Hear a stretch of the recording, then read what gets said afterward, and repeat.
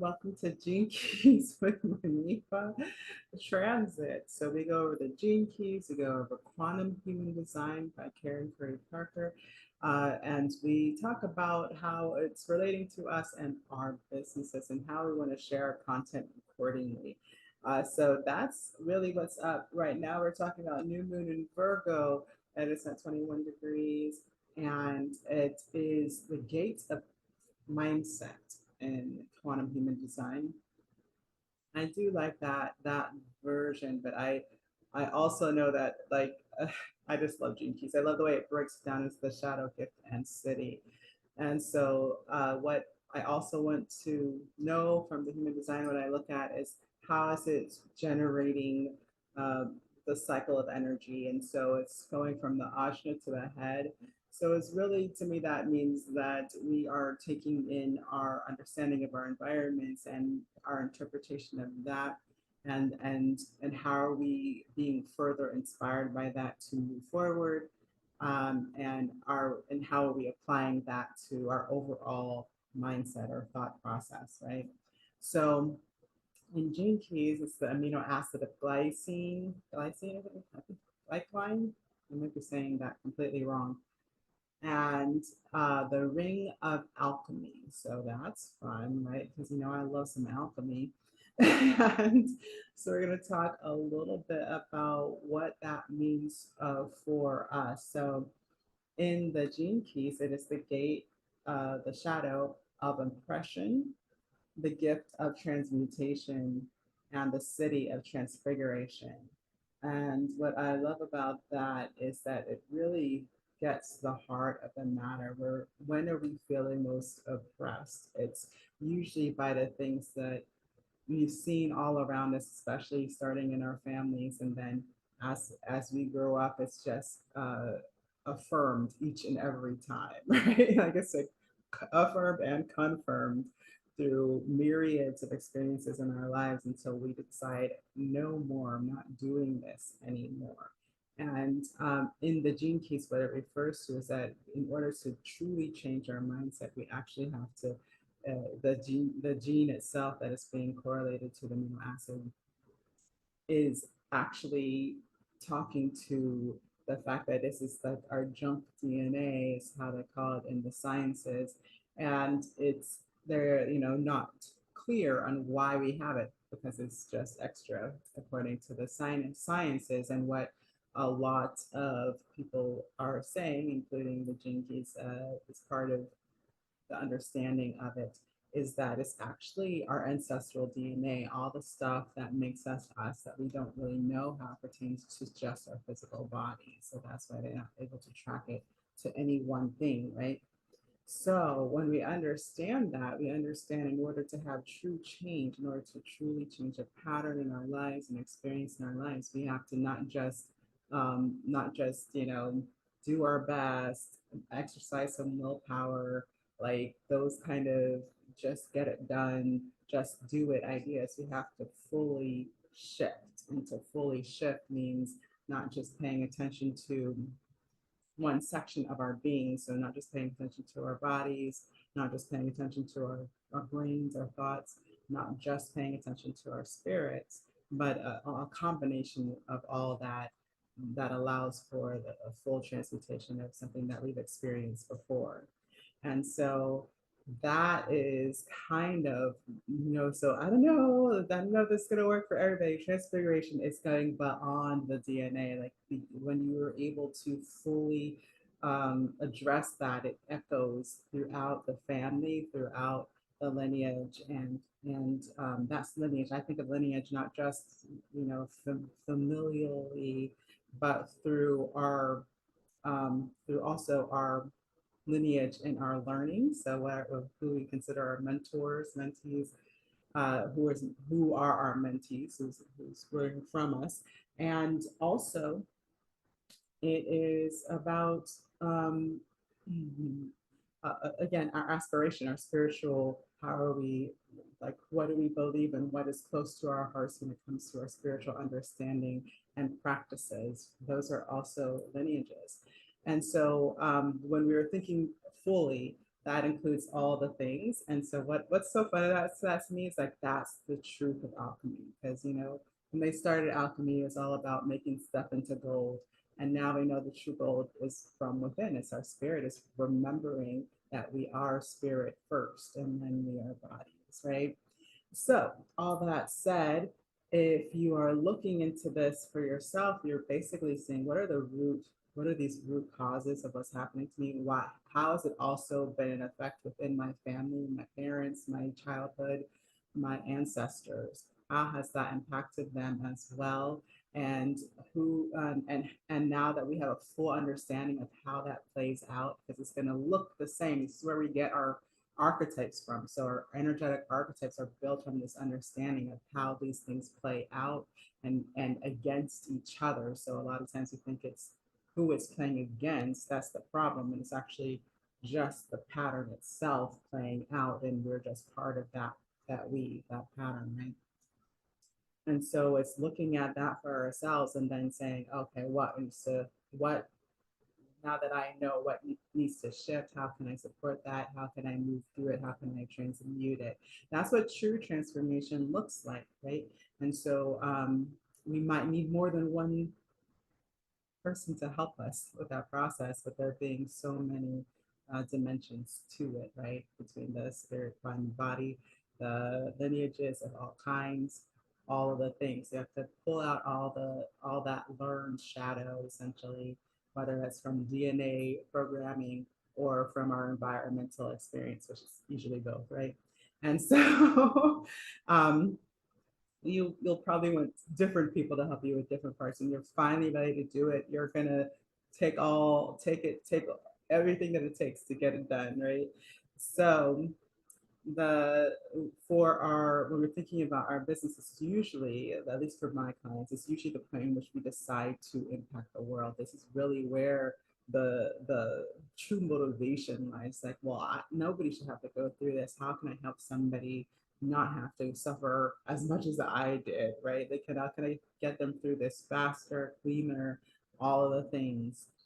And so that's the work. That's like, how does that look for you? That's what you want to be focused on for sharing with your clients this set.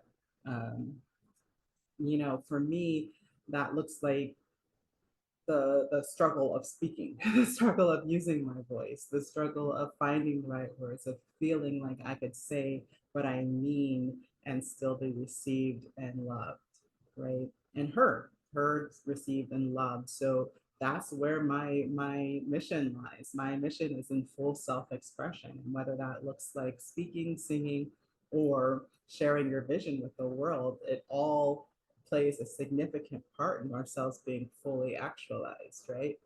So what is that central figure for you? That's like the whole point. What is the transformation that is um, not only like desired but pivotal to you and the people that you serve? Is a good place to start.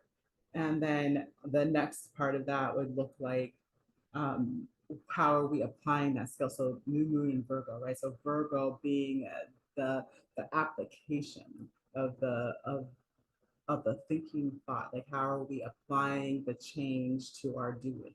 So the Karen Curry Parker, that's a mindset shift, right? So shift the mindset so that we can do differently. And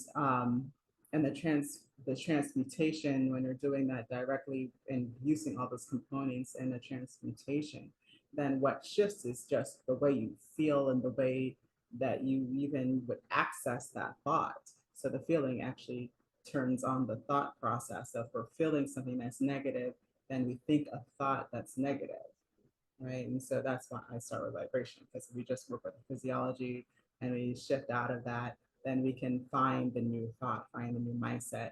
And then once we are willing to do the deep work of seeing how it's played out throughout our lives, throughout our parents and other lineages, experiences, then we can start seeing it play out across the board. And then now that we see it, we can't unsee it. We're not going to keep walking into the same net now that we can see it, right? So that's what's beautiful about that. And how are you doing that on a daily basis? How are you being okay with yourself on a daily basis as you go and do that? So the other part of the programming partner, so this is the other side of the tail. This is basically the opposition in a Western chart is 22, which is my literal, what I call motivation, in my vocal superpower chart is the state of grace. So grace is the city, graciousness is the gift, and the shadow is, ooh, I just lost it, dishonor. I knew it. I was going to have to look it up, but I know that. I know this one clearly. You know, I've done a lot of work here. And that dishonoring, what happens in that reflection of the opposition is that it's saying, like, if you're going to keep dishonoring who you really are, where you came from, if you're going to pretend like you don't have a shadow, if you're going to pretend like there isn't a problem, then you're actually dishonoring the purpose of life. So transmutation is actually the alchemy of changing, or not even changing, but allowing, accepting, embracing the whole of yourself, including the shadow, is what brings light to the whole, is what unifies the duality, right? So that idea is couched in honoring the fact that the shadow is just as important as the gift. And that's like the true alchemy. And so when we are in the 22, it's like if you're living in that dishonor, then you never find transmutation. You're never gonna get a change. And in that gift of graciousness, we're being just super gentle. It's like, yeah, you're human, and you have all of this cell memory that is not helping the condition, but that's okay because we are actually built to transmute. This is what life is for. That's only reason we have shadow is for the gift of transmutation, and that is what life is. It's bringing light and creation causing a level of duality and then bringing it back into cohesiveness with our greater understanding of unification and light, right?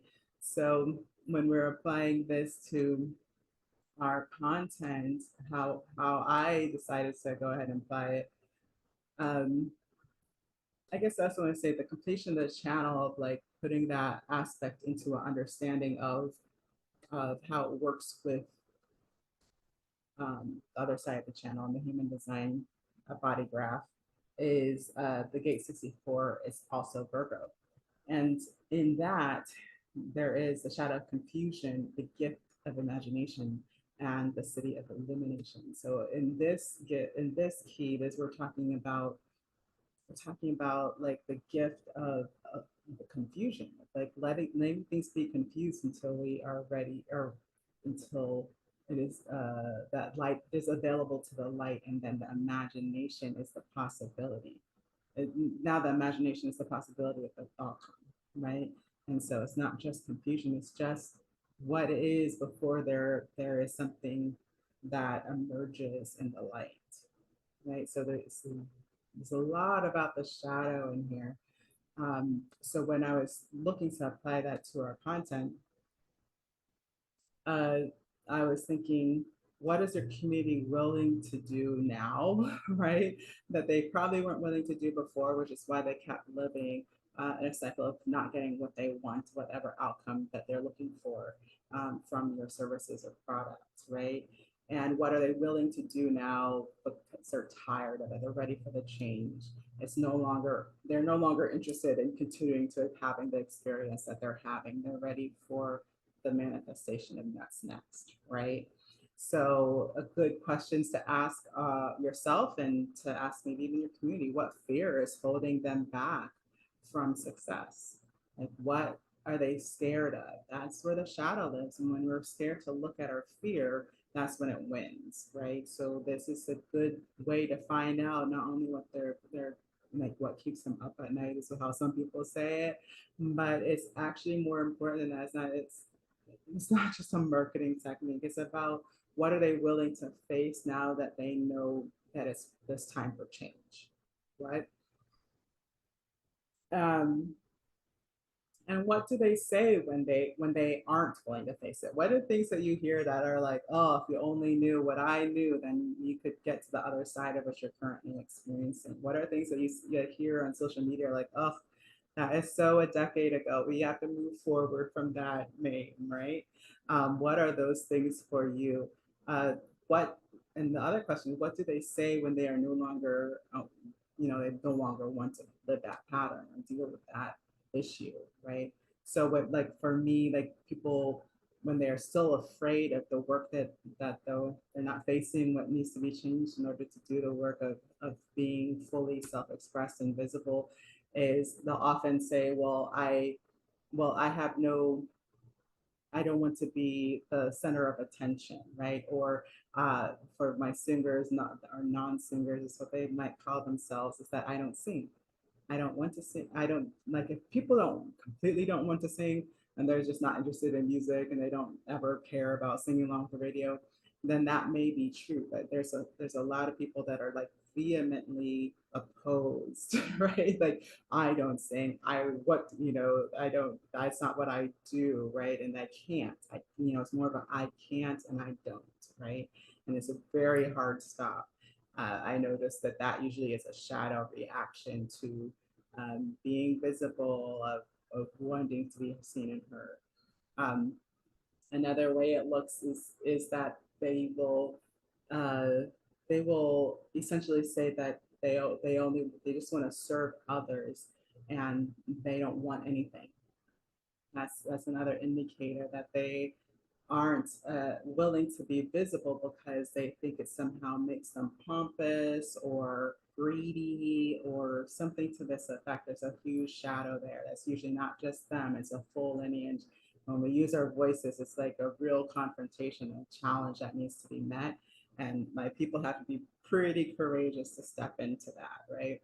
So, and then what do they say when they're done with not being seen and heard? It's like, well, I know I needed to do something different, and I'm ready to try something different.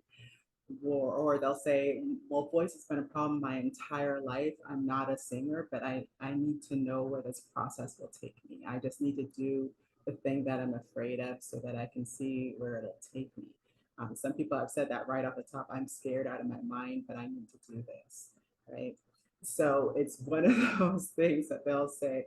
But most people are on that decision. Like we know sound is already transformative to them.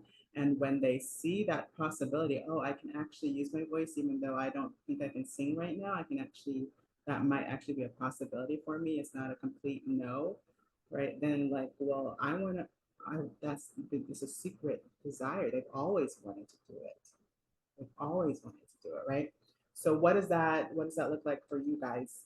And what I love about Karen Curry Parker's questions, and I'm going to start sharing that with you as well, but her questions are going to take you back to the actual mindset ideas. So what what are they what are they doing, when they have the idea or inspiration for the outcome that you give them, and how they kind of come back from that.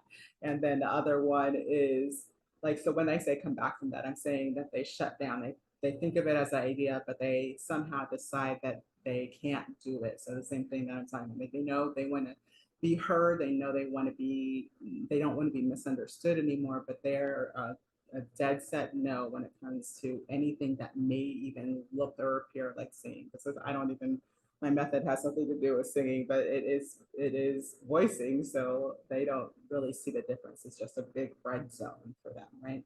So, and are they in despair? If they're still in despair, then probably not interested in working with you. But at least they'll know. People aren't going to come to you that aren't ready to come to you. This is great marketing, is that too. And the other side of that is how do I make that idea reality? That's what you answer. You tell them what it's going to look like to make that idea a reality, because that's how that's your expertise. So that's great content, blog, video, that kind of thing would be a great way to go. So I hope that this helps you, and I will see you on the next moon, so the next full moon. Thank you so much for coming by. I appreciate you being here, and if I don't see you in chat on YouTube, then I'd love to see you at one of my events. Check my links in the comments.